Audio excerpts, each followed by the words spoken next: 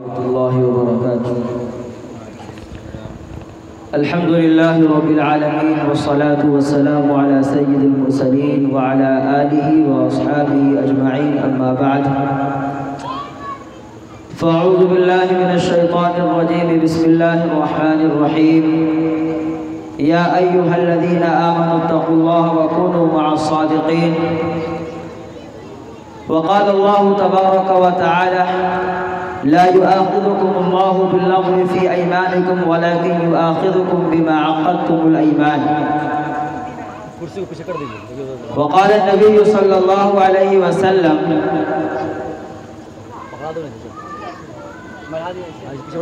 أشد الناس بلاء الأنبياء، أو كما قال عليه الصلاة والسلام.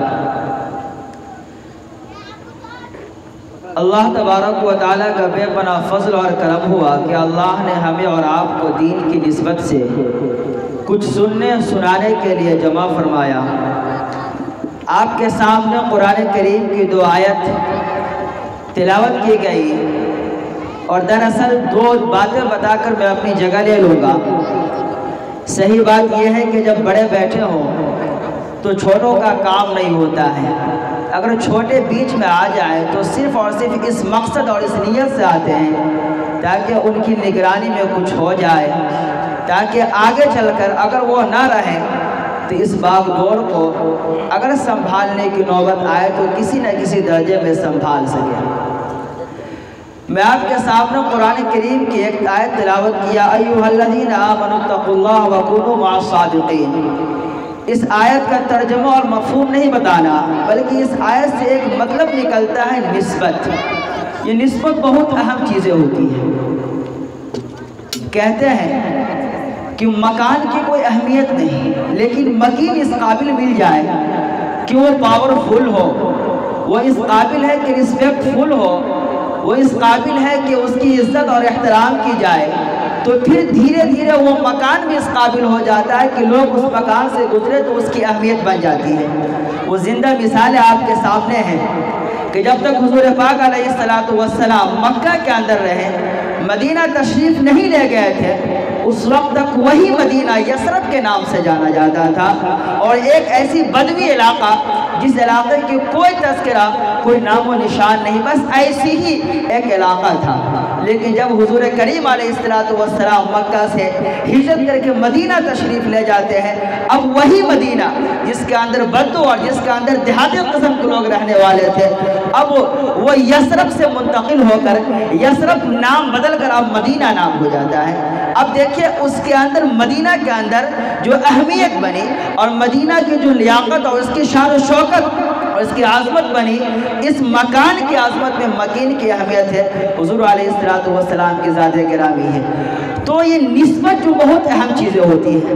میں اس لیے بتا رہا ہوں کہ یہاں پر بہت سارے حضرات جن کا نسبت دارالعلوم دیوبند سے ہے، یہ بہت بڑی نسبت ہے. ایسے موقع پر میں آپ کو جملہ سناؤں گا. حضرت مفتی احمد خان پوری صاحب دعوت برکاتہم، وہ مسجد رشید میں ایک دفعہ طلبہ سے خطاب کرتے ہوئے بیان کر رہے تھے کہ دارالعلوم کا جو دربان ہے، واچ مین جو گیٹ کیپر ہوتا ہے، اس کے بارے میں کہتے ہیں کہ ہمارے ماں باپ اس پر قربان، یعنی ہمارے ماں باپ کے درجات جتنے بھی بڑے ہو جائیں، لیکن میں اپنے عقیدت اور محبت کے ساتھ اور اذعان کے ساتھ میں یہ کہنا چاہتا ہوں کہ ہمارے ماں باپ ان کی عظمت پر قربان ہے، اس لیے کہ ان کا تعلق دارالعلوم سے جڑ گیا ہے. تو دارالعلوم یہ اپنے آپ میں بہت بڑا مقام رکھتا ہے، اس کی ایک نسبت ہوتی ہے. تو میں یہ کہنا چاہوں گا کہ یہاں پر جن حضرات کو بھی کسی نہ کسی درجے میں نسبت حاصل ہے، وہ سب کے سب قابل مبارکباد ہے. اور خاص طور پر ہمارے مفتی جمال الدین صاحب دعوت برکاتہم عالیہ، جو اس نسبت اور خلوص کی برکت ہے کہ اللہ تبارک و تعالیٰ ان سے مختلف کام لیتے رہتے ہیں. علم کا آ جانا یہ کوئی کمال نہیں ہے. میں بارہا کہتا ہوں، یا اللہ کا شکر ہے کہ میں اکثر لوگوں سے علمی طور پر کسی سے اگر آدمی متاثر ہو جائے یہ بہت کم ہوتا ہے، لیکن ایک آدمی اگر اپنے عمل کے ذریعے سے کسی کو متاثر کر دے یہ بہت بڑا کمال ہوتا ہے. علمی طور پر آدمی زبان کے ذریعے سے آپ کہیں بہت سارے لفظ آپ کو مل جائیں گے، اور بہت سارے ایسے لوگ ملیں گے جو اپنے الفاظ کے ذریعے سے آپ کی دلوں پر راج کرنے لگیں گے، لیکن اس کے اندر پائیداری نہیں ہوگی، وہ صرف اور صرف عارضی اور وقتی ہوگا۔ لیکن وہی چیز اگر عملی طور پر کیا جائے تو اس کے اندر پائیداری ہوتی ہے، اس کے اندر قوت ہوتی ہے۔ میں اس کی ایک مثال دیتا ہوں کہ آپ قرآن اسلام کے بارے میں دیکھیں کہ لوگ یہ پیروپیگنڈا پھیلاتے ہیں اور یہ افواہ پھیلاتے ہیں کہ اسلام تلوار کے زور سے پھیلا۔ آپ شروع کے زمانے سے لے کر آج تک دیکھیں، کسی زمانے میں بیچ میں ایسا ہوا تھا کہ اسلام کے ماننے والے بہت زیادہ تعداد میں بڑھ گئے، لیکن ابتدائی دور میں جب اسلام پھیلنا شروع ہوا تھا بالکل اجنبی تھا، اس کے ماننے والے بھی بہت مختصر اور بہت تھوڑے تھے۔ ایسے موقع پر اگر وہ تلوار لے کر کے نکلیں گے، 10-20 کی جماعت پر یقین کی جو لاکھوں کروڑوں کی جماعت یقیناً غالب آ جائے گی، لیکن اس کے باوجود یہ دھیرے دھیرے اسلام پھیلتا گیا۔ اب یہاں پر دیکھیں تو یہ الفاظ کی کرامت نہیں تھی بلکہ یہ اعمال کی کرامت ہے۔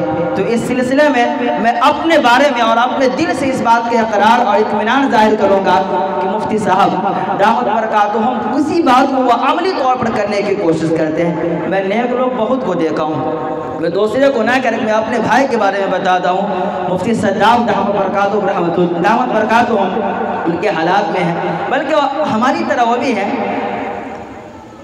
راستہ چلتے چلتے کبھی ایسا ہوا کہ اچانک ان کی نظر کہیں اور پڑ گئی تھی۔ میں ان کے حالات کو بتا رہا ہوں، اتنے نیک آدمی ہے وہ کہ اچانک ان کی نظر کسی پر پڑ گئی تو یہاں تک بدعا کرنے لگے کہ اللہ میری آنکھ کی بینائی کھلے جا، اور قدرت کا کرنا ایسا ہوا کہ کچھ دنوں تک پریشانی بھی آنے لگی تھی، پھر دعا کے ذریعے سے یہ چیزیں ٹل جاتی۔ وہ بھی ایک نیک ہے۔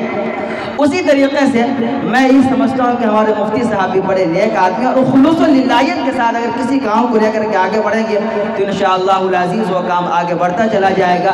میں یہ بات اس لیے سنا رہا ہوں کہ تاکہ اللہ تبارک و تعالی ہمارے مفتی صاحب سے اور بھی جتنے بھی ہمارے کام کرنے والے خدام اسلام میں اللہ سب کے اندر خلوص و للہیت پیدا فرمائے اور اس کام کو آگے بڑھانے کی توفیق دے۔ دوسرا جزء میں نے آیت آپ کے سامنے قرآن کریم کی آیت کی تلاوت کی تھی، وہ قسم کے عنوان سے کی تھی، اس لیے کہ یہ مجلس نظر اور منت کے حوالے سے ہے، اسی سے ملتا جلتا ایک لفظ آتا ہے قسم۔